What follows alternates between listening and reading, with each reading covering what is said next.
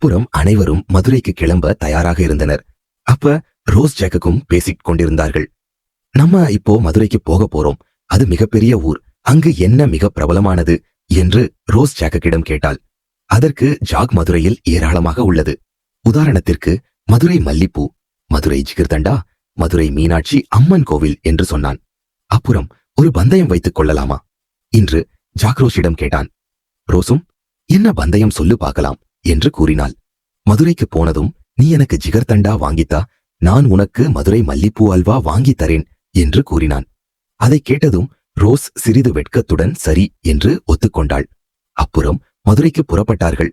அங்க போய் சென்றதும் சொன்ன மாதிரியே ஜாக் கடைக்கு போய் மல்லிப்பூ அல்வா வாங்கிக் கொண்டு ரோஸிடம் சென்றான்.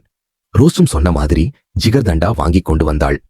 இருவரும் சிறிது வெட்கத்துடன் மாற்றிக்கொண்டனர். ரோஸ் ஜாக் வாங்கிட்டு வந்த மல்லிப்பூவை பார்த்து மகிழ்ச்சியாக இருந்தாள். அடுத்து என்ன நடந்தது என்று பார்க்க அடுத்த வீடியோவில் சந்திப்போம். சந்திக்க வேண்டும் என்றால் என்னை ஃபாலோ செஞ்சு வச்சுக்கோங்க.